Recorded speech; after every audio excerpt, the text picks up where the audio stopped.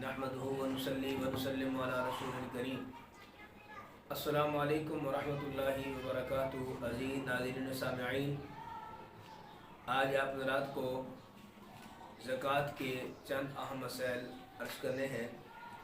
सबसे पहले तो ये बात समाअत फरमा लीजिए, नबी अलैहिस्सलाम फरमाते हैं जहाँ पर भी किसी मुसलमान का माली नुकसान होता है तो उसमें ज़कात ना निकालने की वजह से इंसान का नुकसान होता है।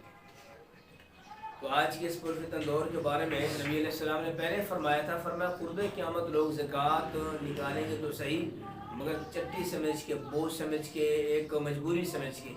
तो मेरे भाइयों, अगरचे बज़ाहिर यही लगता है कि हम माल देंगे तो हमारा माल जो है वो कम हो जाएगा, मगर याद रखिए कुरान करीम अल्लाह फरमाता है अश-शैतानु यईदुकुमुल फ़क़्र व यअमुरुकुम बिल फ़हशा।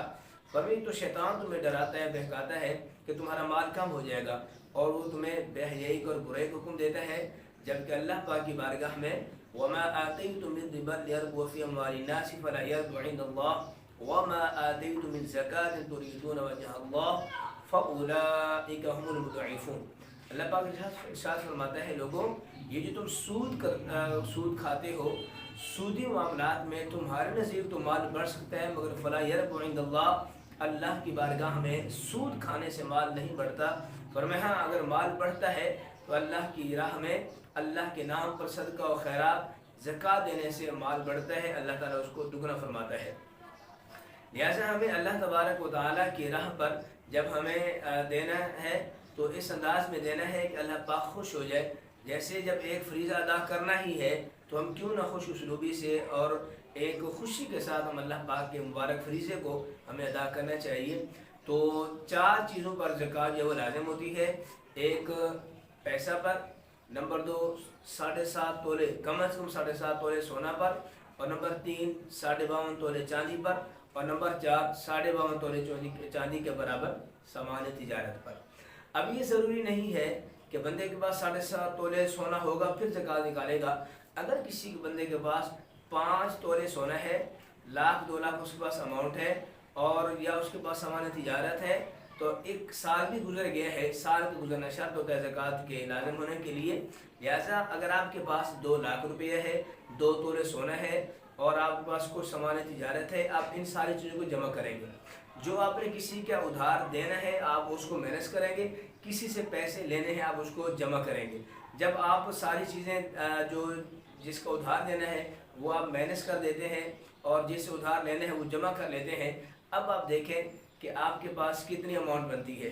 अगर आपके पास 10 लाख रुपए बनता है तो उन 10 लाख रुपए में से आपको फ़ी 1 लाख रुपए में से 2500 रुपये ज़कात देनी होगी। अच्छा, इसमें फिर ये साथ ये भी पूछा जाता है कि आया हम ज़कात किस चीज़ को दे सकते हैं। जी, 3 किस्म के लोग हैं कि जिनको ज़कात नहीं दे सकते। एक, आप अपने बेटे को ज़कात नहीं दे सकते, अपने पोते को ज़कात नहीं दे सकते, प्रपोते को ज़कात नहीं दे सकते।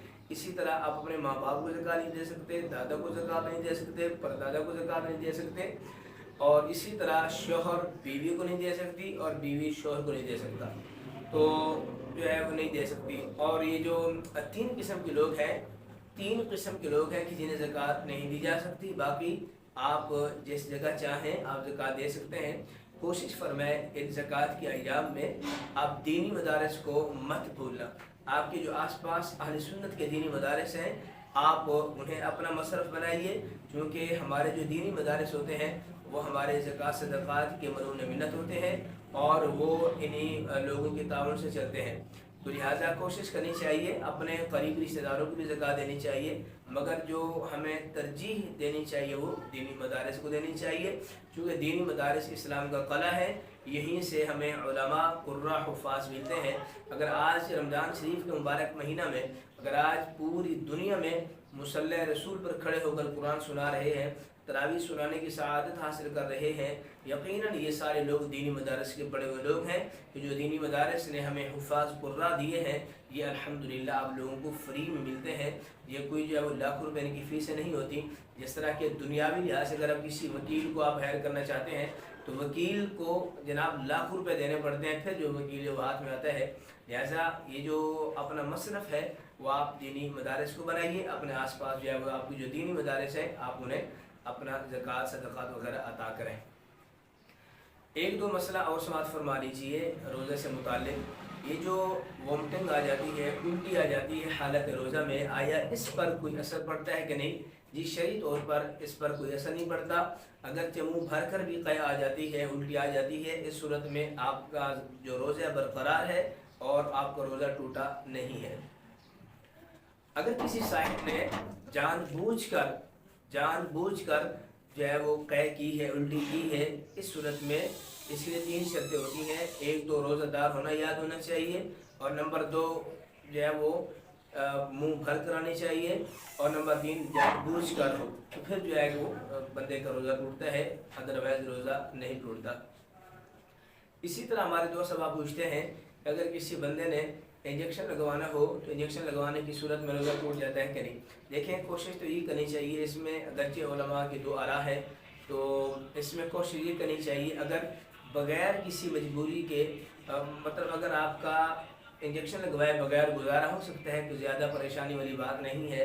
तो इसमें बेहतर यही है, हम आप हज़रात को मशवरा देंगे आप इंजेक्शन ना लगवाएं। हाँ, अगर आपका कोई चारा नहीं है, तबीयत बहुत ज़्यादा ख़राब है या ज़्यादा ख़राब होने के चांसेस हैं, तो इस सूरत में आप लगवा भी लें तो इंशाअल्लाह ताला आपका रोज़ा बरकरार रहेगा और रोज़ा जो फासिद नहीं होगा।